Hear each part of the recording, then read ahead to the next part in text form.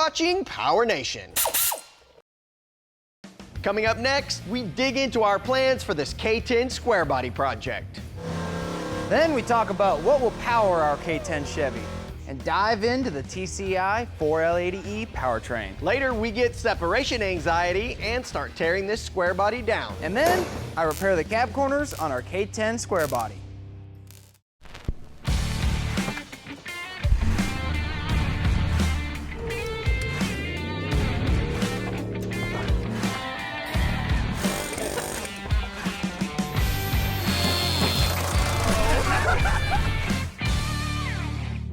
Welcome to Music City Trucks. I'm Brandon Burke. And I'm Mark Christ, and we're back on our square body Chevy. We've got ourselves a square body Chevy project. That's exciting. Today's the day where we're gonna dig in deep on this project and start turning some nuts and bolts. Now, the last time y'all saw this 86 K-10, we took it out, we had some fun, and then we decided what this truck's second life is gonna look like. Well, that's gonna be a tribute to the 80s TV show, The Fall Guy, which we're calling the Faux Guy. Now, this truck's actually in really good shape. There's almost no rust. Between that and all the original paperwork in the glove box with the owner's manual, me and Mark decided that we're gonna keep this color scheme, this dark navy blue and silver, which I think is a good idea. Yeah, I mean, I love that color scheme. The moment I saw it, I was like, yes. But beyond that, I think it's gonna save us some time with the door jams and the engine bay, and there's certainly nothing wrong with that.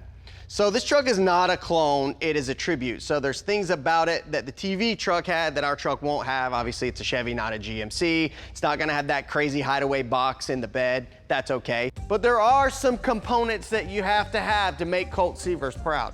Of course, got some restoration components to bring this truck back to its original glory. And then we're gonna tap into the aftermarket for some performance parts to bring this truck up to the level that we think it deserves and, quite frankly, build the truck that we wanna build. Yeah, now there's a lot of parts that we're gonna be throwing under our square body to make it our Faux Guy truck. We're gonna start up here at the front. Old school guys probably recognize this. This is Warren's M82 74 winch. This is probably Warren's most recognized winch. It was introduced in 1974, so it's been going on for almost 50 years now, which is pretty crazy. And you might be wondering what all those letters and numbers actually mean. M just stands for model, pretty self-explanatory. 8 stands for 8,000 pound capacity, which this winch has now been upgraded to a 10,000 pound capacity, which is really nice. 2 just stands for two-way, so free spool and power in, which pretty much every model has nowadays. And then 74 just stands for the year it was introduced, 1974.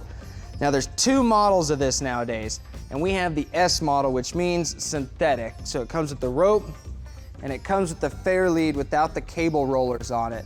And the nice thing about a synthetic winch is it's a little bit lighter, and it's a little bit safer, and I don't think there's any 4x4 build that's retro that's complete without an 8274.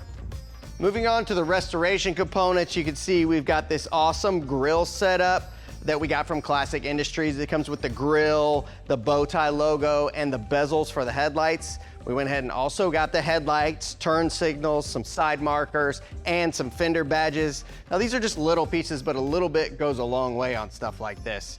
As for cooling, we tapped Holley for this awesome, massive Frostbite radiator. It's got the dual fan setup that bolts right in. It's gonna just drop right in our truck. Yeah, then we went with the Summit Racing for these sweet chrome wagon wheels. I mean, a retro style is not complete without the chrome wagon wheels and then a chrome roll bar to go with it. Yeah, and as far as centerpieces of what we've got laid out here, these axles definitely stand out. We've got Dana 60s front and rear that we got directly from Dana Spicer. These are crate axles, these are universal crate axles. You can just buy this. This is the way it came to us, right in a crate. What's cool about this is it's got an electronic locker in here and you can actually wire that up. 410 gears, it's got a high pinion setup. Of course, the tube's completely blank so you can adapt it to anything that you're building. Coolest part about this to me though is these huge spindles and knuckle and brake assemblies here on the outside. Everything outside of this ball joint is super heavy duty. It's got massive dual piston brake calipers. This is actually very similar to what you find in a late model Dodge, a 1-ton Dodge. It even has the worn lockout hubs there. Yeah, then continuing on with some more restoration parts, we went to rockauto.com and got steps and a new gas tank. That way all of our new fuel goes to our new engine nice and clean. And then, of course, some more restoration components here from Classic Industries, door seals and gaskets. We've actually got all new rubber for this entire truck. And of course, we'll get to a lot of that later on in the build. Yeah, and to top it off, we're gonna match the rear axle with the front axle with another Dana 60. Same gearing, electric locker in the rear as well. And then this has got disc brakes. So not only is this truck gonna look good, it's actually gonna handle on and off road just as well. And there's another tailgate to fix our dented one. I noticed these big brakes back here and on the front as well. Is this hinting to some Powertrain, extra power? maybe. Let's check it out. Yeah. Next, we take a look at our nearly 600 horsepower Chevy big block. And we'll go behind the scenes at TCI Automotive.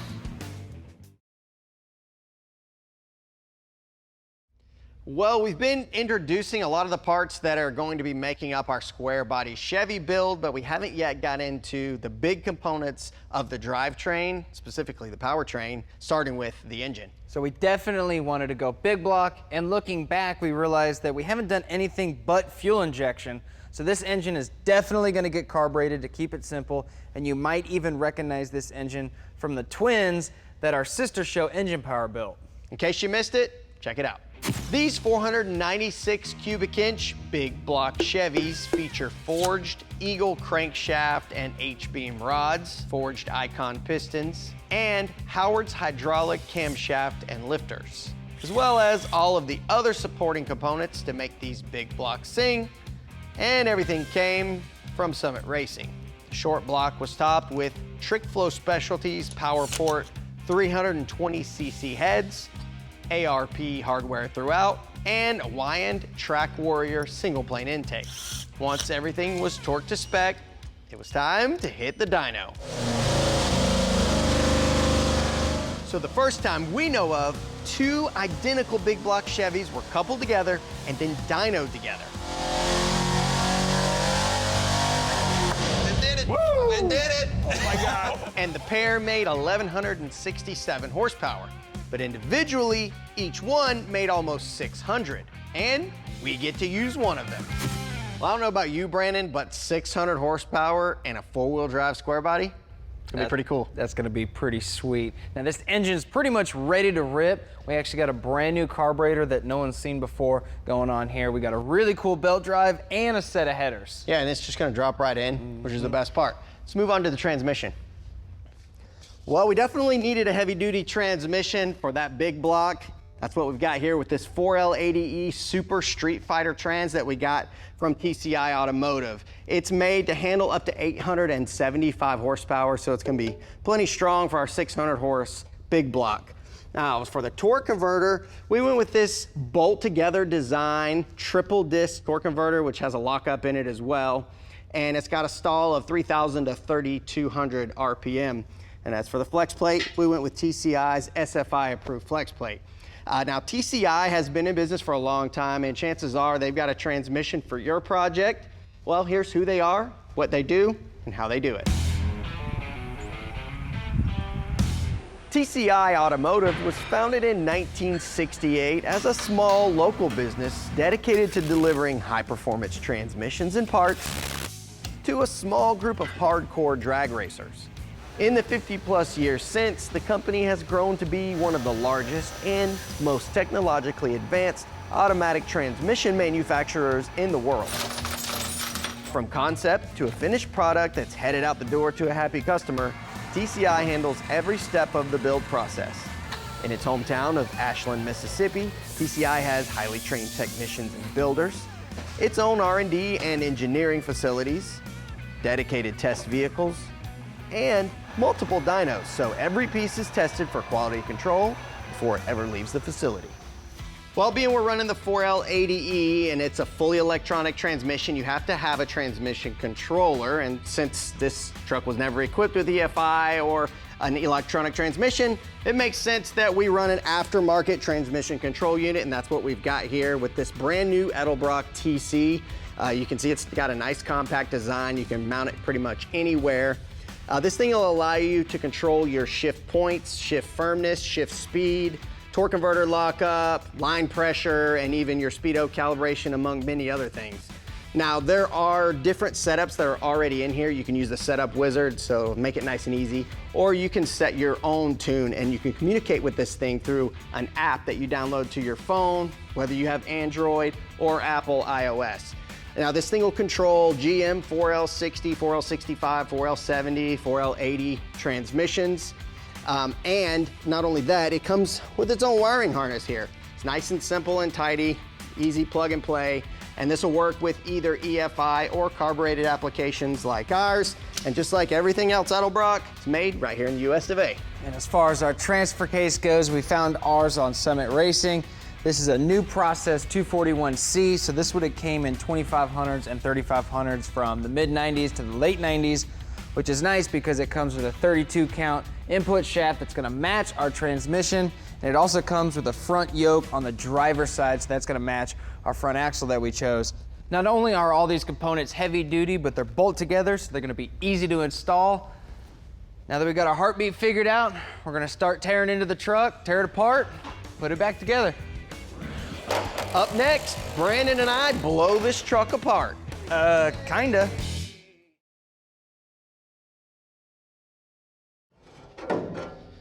All right, well, the body's not very rusty. A lot of the bolts underneath are, and we finally started tearing this thing apart. Yeah, we're gonna tear this thing all the way down. I don't know about all the way, but pretty far. Most. Let's do it.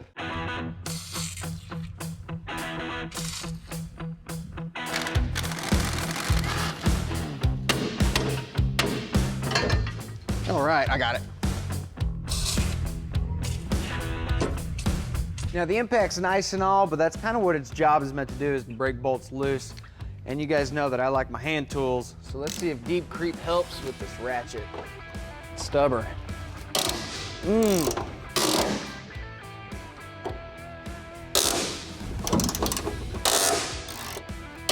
Oh, there we go. Look at that. Not bad. Especially since this truck's never been apart, and you'll probably notice we like to spray all these rusty bolts with Seafoam Deep Creep. Deep Creep is a powerful penetrating oil and lubricant. It works fast to break the metal surface tension and helps free stubborn parts from rust and corrosion. You can also use it to oil bushings, chains, gears, hinges, rollers, and slides. But around here, we love it for getting into rusty bolts and nuts, specifically like the ones that are holding our bed on. Let's see how it works.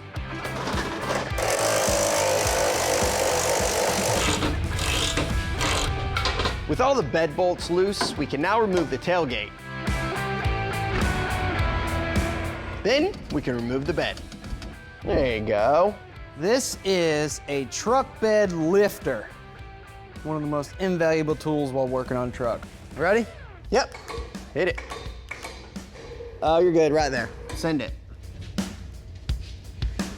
Coming on down. I think these bolts are tight. There it is. There you go. It's a nice hood. It's a beautiful truck.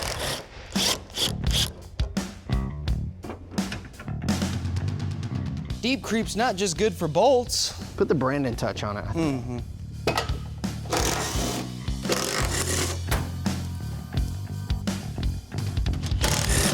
Every bolt is still in place, and they all just come right out.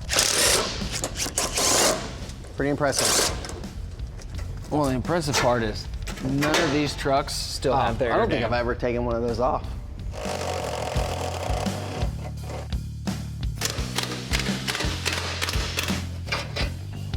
Fell right off now. Wow. Besides being dirty, this is the cleanest square body I've seen. Pull these headlight bezels off.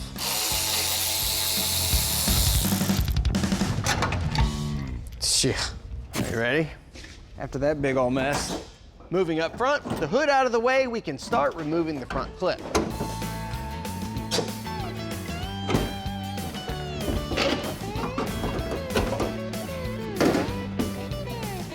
Something's like holding up.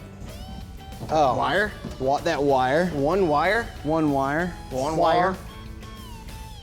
Get you a pair of There's always something you forget. cutters. Always something you forget. Let's see. One little wire? Just one little, it's a big gauge wire. Oh, it's like a power wire.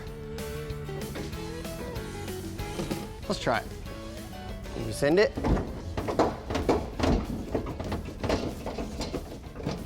There it is. We're free now. You ready? Yep.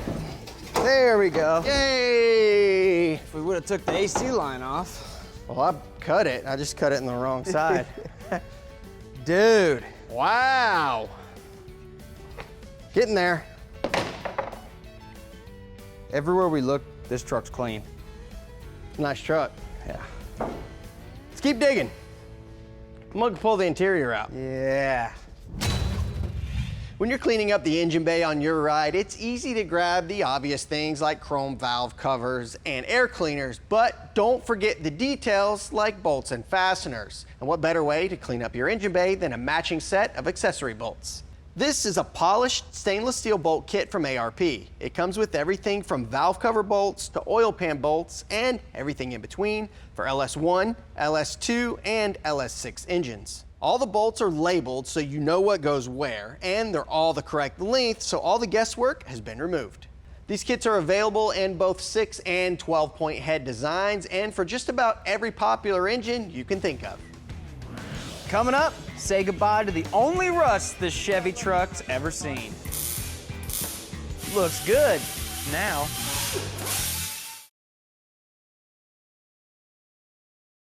Now, before we completely disassemble our square body project, I want to address the soft cab corners here on the back of the cab while the door's still on. That way we can get the door gaps and the rocker panel gap lined up.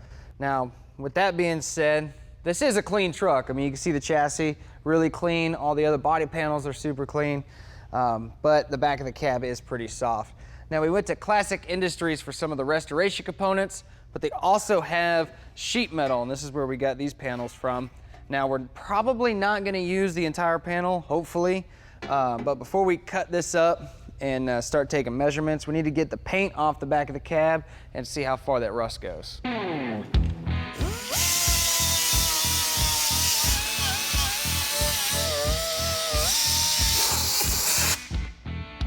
Well,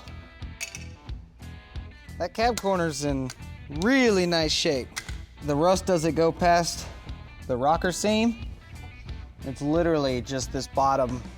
So that's probably where we're gonna start cutting that sheet metal off.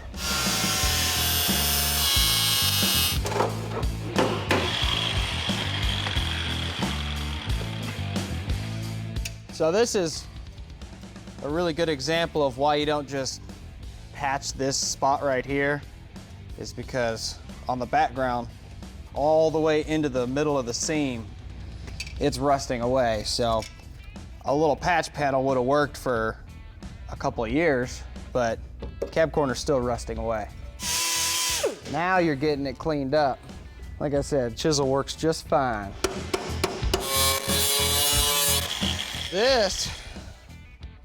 That's actually part of the outer rocker right there. So we gotta figure out how we're gonna repair that. Woo.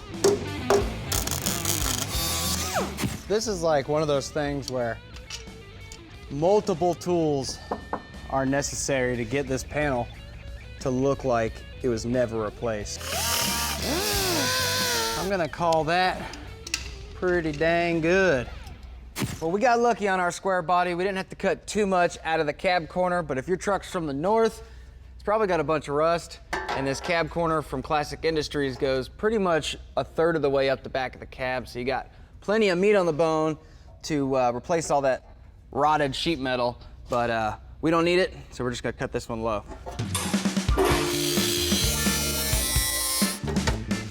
Ooh, that's pretty close now. That's the one nice thing about Classic Industry panels is that they're 18 gauge, so it's gonna match the sheet metal that would have came factory on this truck. That way it's gonna be nice to weld to both of these panels, but it's also gonna be just as strong as the factory. And as you can tell, it comes E-coated with the rust prevention. But since we're about to do body work and strip this truck, I wanna go ahead before I install this panel and strip just the outside. I'm gonna leave the inside so it's got the rust prevention, but I'm gonna strip the outside. That way, when I'm done, this thing's gonna be ready for body work. Now, like I said, want to keep the E-coat on the inside. That way it keeps our rust prevention and that cab corner doesn't rust out again. But this is ready to go in and get welded up and ready for body work.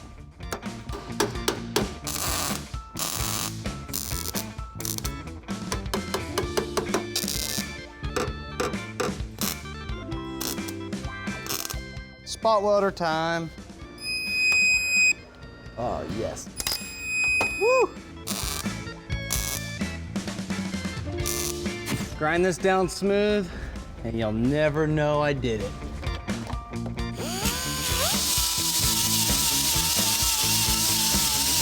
One thing to remember when you're grinding welds on sheet metal is to always grind with the weld, not against it, because the weld's harder than the sheet metal. So if you go this way, you're actually just gonna take the sheet metal away instead of the actual weld. Brando, whoa, look at that cab corner. Never in my life have I seen one that nice. Well, I feel like there's some sarcasm in there, That looks good though, seriously. but thanks. What's next? I still got the other cab corner, but I'll be honest, I ain't doing it this week. I think I'm gonna go to the river. Camping? Oh yeah! Pavilion? Yeah, it's family friendly too.